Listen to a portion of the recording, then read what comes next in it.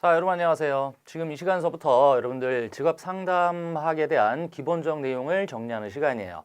사실 여러분 공부해 보셔서 아시겠습니다만 양이 결코 적지 않죠. 엄청나게 많은 양인데 여러분께서 기본적으로 정리할 사항 위주로 간다. 이렇게 좀 생각을 해주시면 좋을 것 같고 좀 전에도 말씀드렸는데 양이 상당히 많기 때문에 좀 스킵되는 부분들이 굉장히 많습니다. 그런데 여러분들이 시험이라는 게 상대평가가 아니죠. 절대적으로 6할 이상 해가지고 다 맞추려는 욕심보다는 알고 있는 거를 틀리지 않는 연습을 오히려 하시는 것이 조금 더 유리하다, 이런 말씀을 좀 드립니다. 자, 여기 보시면요, 이 직업 상담학에 대한 직업 3당사 관련되는 요 과목이 심리학서부터 해서 사회학도 있고, 그렇죠? 그다음에 인문, 행정학 얘기도 있고 굉장히 주변 학문들이 거의 총망라돼 있다시피 합니다. 물론 이제 바탕이 되는 건 상담학이 이제 기본 바탕이 되겠죠.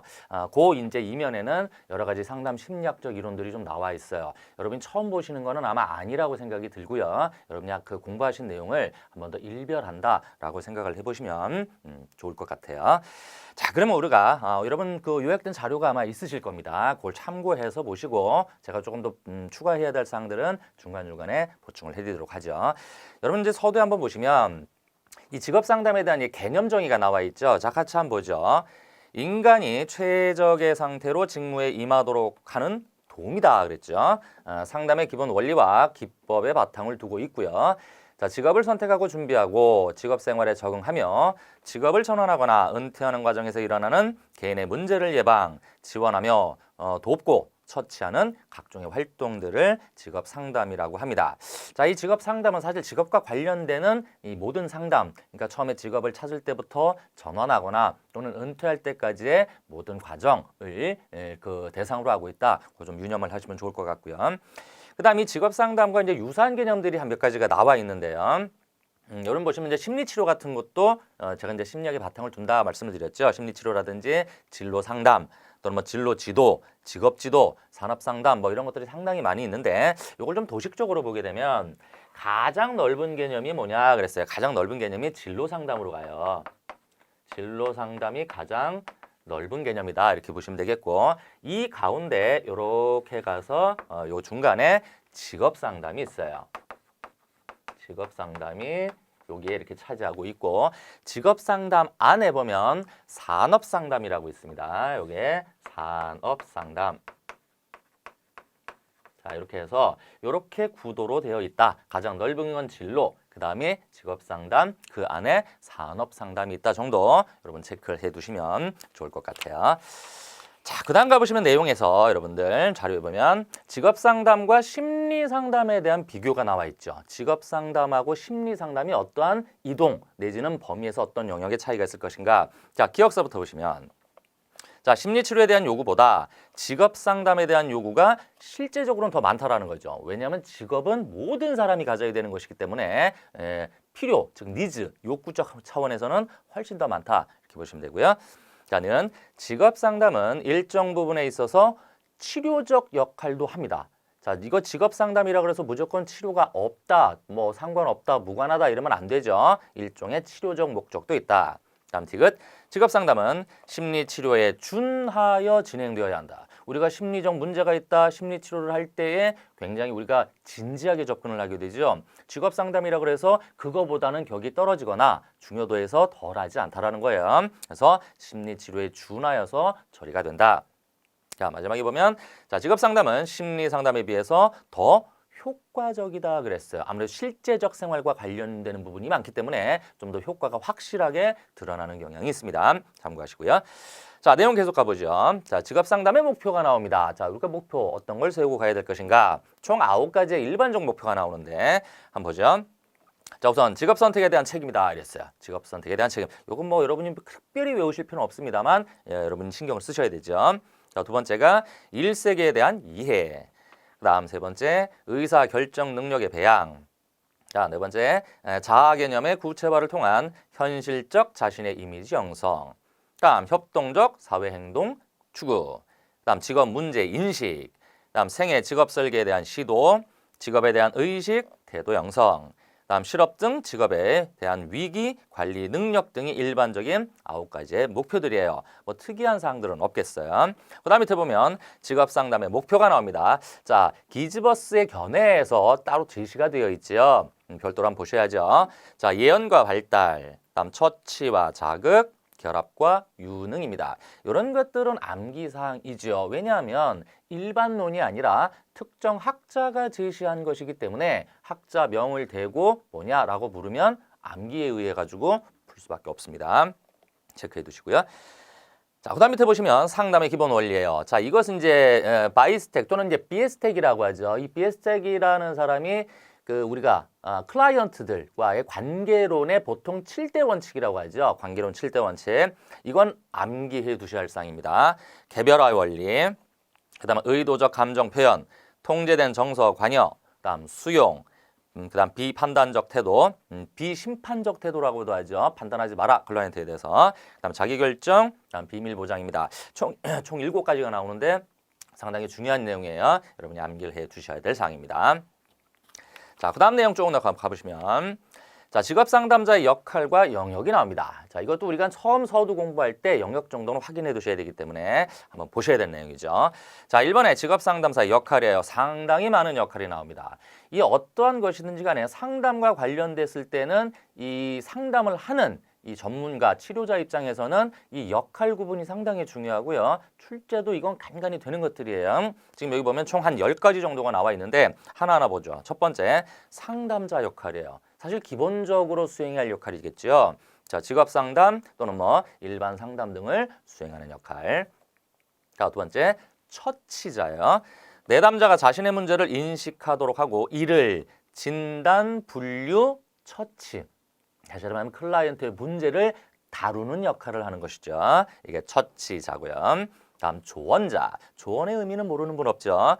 자, 고용 관련 법규, 직업 정보, 구인 정보, 미래 사회 정보 등을 제공하고 조언을 해주는 거죠.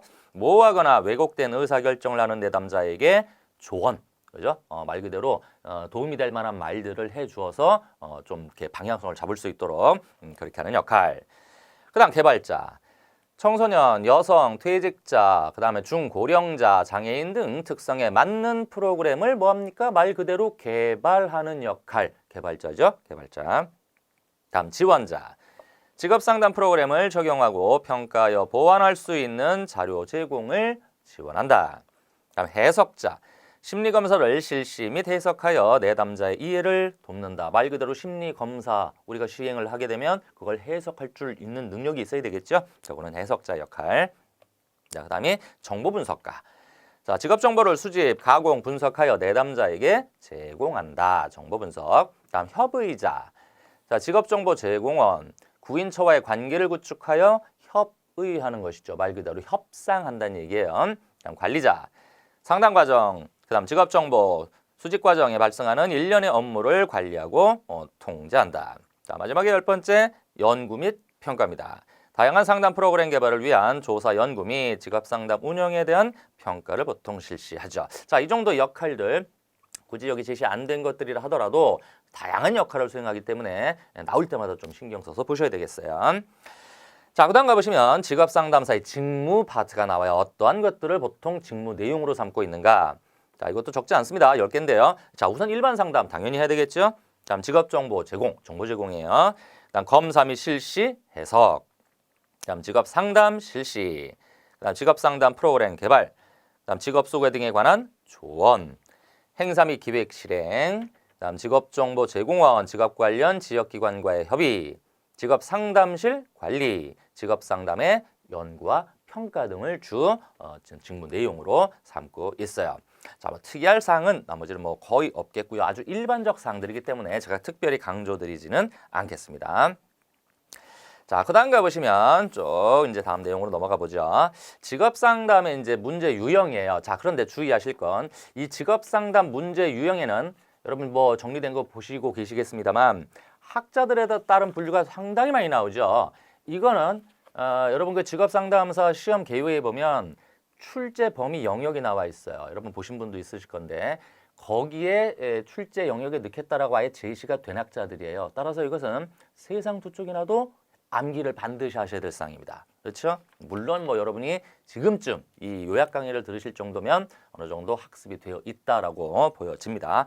우선 첫 번째 보시면 윌리엄슨의 기술적 분류예요. 그렇죠? 윌리엄슨의 기술적 분류. 이건 제목하고 아예 내용까지를 그냥 싹 다 암기한다라고 생각을 해두셔야 돼요. 첫 번째가 진로 무선택이에요. 진로 무선택. 진로 무선택 내용 볼게요. 진로를 선택한 바 없다고 내담자가 말하는 경우다 이거죠.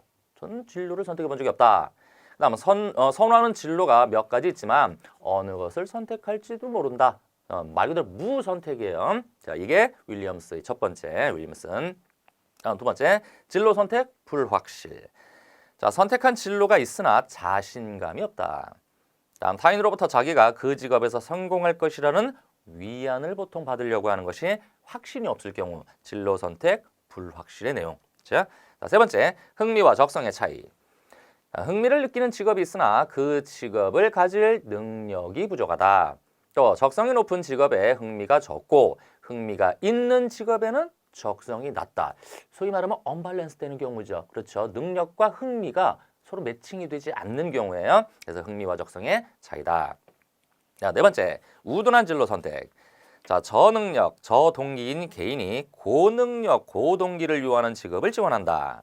특별한 재능을 요하는 직업을 가지려 하지만 그런 특수 재능이 부족하다. 예를 들면 뭐 스포츠맨, 스포츠 운동선수라든지 예술가라든지 이런 건 특별한 능력을 좀 요하게 되죠. 근데 이것이 부족할 경우에요. 자, 좀 전에도 말씀드렸는데 윌리엄슨 그러면 기본적으로 진로 무선택, 진로 선택의 불확실, 흥미, 적성의 결여, 차이죠. 차이. 그다음 우둔한 진로 선택. 네 개 어떻게 한다? 암기 꼭 한 번 더 해주시고 확인해 두셔야 됩니다. 자, 그 다음 계속 가보시면 우둔한 진로 선택 뒤에 내용 계속 나오죠. 일단 흥미가 별로 없는 분야를 선택, 뭐 외우실 필요는 없겠어요. 성격상 맞지 않는 직업 선택, 구인처가 많지 않은 직업 원한다. 본인의 능력보다 훨씬 낮은 능력을 요하는 직업을 택한다. 그다음 자리가 보장된 직업만을 추구한다 등도 우둔한 선택의 내용으로 보시면 되겠네요. 자, 그다음 두 번째 학자 가보죠. 자, 보딘입니다. 보딘의 정신 역동적 분류입니다. 역시 5개부터 보죠. 큰 제목, 의존성, 정보 부족, 내적 갈등, 선택에 대한 불안, 문제 없음, 쭉 불확신, 그죠? 불확신. 5개 일단 암기. 자, 그럼 의존성. 자, 의존적 갈등은 내담자로 하여금 문제 해결이나 의사결정을 위한 적극적 노력을 하지 못하게 한다. 너무 의존성만 강하다라는 것이죠. 타인에게 기대는. 자, 두 번째 정보 부족. 자, 체험 폭의 제한, 체험의 부적절성, 필요한 기술을 습득할 기회가 부족하다. 내적 갈등, 내부의 심리 요소, 심리적 요소 간의 갈등, 자아 개념과 환경 자극 간의 차이가 있다. 선택에 대한 불안, 대안들 가운데 선택 결정하지 못하고 불안해한다. 문제 없음, 불확신이에요. 내담자가 현명한 선택을 한 후 단지 그것을 확인하기 위해서 상담자를 찾는 경우에 문제는 없고 확신이 부족한 경우는 명명할 수 있지만 이와 같은 확신의 결여 또한 여러 가지 문제를 야기할 수도 있다. 자, 5개 일단 이것도 뭐 이유가 없겠죠. 그냥 보딘 5개 암기 그대로 체크해 두시면 되겠고요. 자, 다음은 이제 필립스입니다. 필립스의 5가지 상담 목표가 나와 있다. 자, 우선 서두에 보면 자, 자기 탐색의 발견. 자, 내용들을 일단 차치하고 나서 제목 그죠? 자기 탐색의 발견. 그다음 선택을 위한 준비, 의사결정 과정, 선택과 결정, 그다음 실천입니다. 자, 이 필립스의 5가지 상담 목표는 요 내용 그대로를 정리하셔야 돼요. 제목만 가시면 됩니다. 그렇죠? 자기 탐색 발견, 선택 위한 준비, 의사결정, 선택과 결정, 그 다음 실천. 어떻게 보면 순서 그대로를 나열한 겁니다. 요건 이제 필립스 기억해 주시고요. 자, 그 다음 가보시면 자, 크리츠 문제 분류예요. 크리츠. 이 크리츠 같은 경우는 딱 3개 정도를 제시를 했는데요. 다만 이제 이 3개에서 또 갈리는 게 있죠. 내용을 한번 보죠. 자, 크리츠 첫 번째가 우선 적응성입니다. 자, 흥미와 적성의 일치 여부에 따라 적응형과 부적응형. 내용이 어렵진 않죠. 그렇죠? 적응형. 흥미와 적성에 맞는 직업을 발견했으나 직업 선택을 하지 못한 유형이고 부적응형은 흥미와 적성에 맞는 직업을 발견하지 못하였다. 부적응. 자, 두 번째가 결정성 그랬습니다. 자, 재능의 풍부함이나 결단성 부족에 의한 것으로 다재다능형과 우유부단형으로 구분된다. 자, 1번 다재다능형. 재능이 많아 흥미와 적성에 맞는 직업 사이에서 결정을 내리지 못하는 유형이에요. 말 그대로 능력이 너무 많다라는 것이죠. 여기서 어떤 걸 선택해야 할지 모르겠다. 이게 다재다능형. 그 다음 우유부단형. 흥미와 적성에 관계없이 어떤 직업을 선택할지 그 결정 자체를 내리지 못하는 경우가 우유부단형이다. 됐습니다. 자, 그 다음 현실성. 자, 적성 수준이나 자, 직업적 흥미에 대한 고려 부족에 기인한 것으로 비현실성, 불충족형, 강압형으로 세 가지로 구분된다. 첫 번째 비현실형. 흥미를 느끼지만 그 분야에 대한 적성을 가지고 있지 못하고 굉장히 현실적이지 못하다. 그죠? 예, 굉장히 흥미만 있고 능력은 없는 경우, 적성이 전혀 없는 경우입니다. 다음 두 번째가 자, 불충족형이에요. 흥미와 일치하지만 자신의 적성 수준보다 낮은 적성을 요구하는 직업을 선택할 때가 보통 이제 불충족이다. 충족되지 않는다. 나의 흥미에. 그죠? 그다음 강압형. 적성 때문에 직업을 선택했지만 그 직업에 흥미가 없는 유형입니다. 자, 여기 아까도 말씀드렸는데 학자들에 따라서 분명히 여러분이 체크를 해 두셔야 돼요. 그렇죠? 자, 그래서 이게 기준까지 일단 여러분이 정리를 하시고 참고로 지금 4명의 학자가 나오는데 요건 좀 참고해 두십시오. 자, 윌리엄슨 처음 나왔죠. 요것은 문제 상태. 자, 그 구분하는 기준입니다. 문제의 상태가 기준이고, 자, 요걸 주로 관심 있게 본다. 그다음 보딘. 자, 보딘의 경우는 심리적 특성이에요. 여러분 요약되어 있는 교재 없으면 추가해 두셔야 됩니다. 그다음 필립스. 자, 필립스는 그 문제를 다룰 수 있는 수준이에요. 문제 수 있는 수준이다. 이렇게 보시면 되겠고요. 자, 마지막에 크리츠가 있죠. 자, 이 크리츠의 경우에는 흥미와 적성을 세 가지로 기분해서 변인으로 하죠. 흥미와 적성이 기준이다. 해서 이 학자별로 이 관심 두는 요 4개가 좀 다르다라는 겁니다. 요거까지 좀 요약해서 추가해 주시면 돼요. 자, 다음 내용 계속 넘어가 보도록 합니다. 자, 그 다음 정리된 거 보시면 자, 직업상담의 이론이에요. 말 그대로 직업상담의 이론에서 지금 여기 나와 있는 이론들은 대부분 심리학적 내용들이 전부 다 들어가 있어요. 그죠? 소위 말하는 상담 심리의 기본이 되는 것들이에요. 출제율이 꽤나 높은 파트들이죠. 왜냐하면 굉장히 기본이 되는 것이기 때문에. 자, 내용 첫 번째 보시면요. 정신분석 나와요. 여러분 프로이트 공부 안 하신 분 없죠? 프로이트 그죠? 바로 그 내용입니다. 여러분 확인해 보시면 돼요. 자, 보시면 정신분석적 상담 목표는 내담자의 자아를 강화시켜 주므로 자기 이해와 자기 지배를 용이하게 하는 것이다. 대표적으로는 제가 말씀드리지 않아도 프로이트가 당연히 대표적이죠. 프로이드. 이 프로이드의 이 정신분석적 이 상담 개요는 인간에 대해서는 결정론적 시각을 갖고 있다는 걸 분명히 기억하셔야 돼요. 결정론적 시각을 갖고 있습니다. 즉 태어나서 영유아 시절의 어린 시절 경험이 일생을 결정하게 된다. 그렇죠?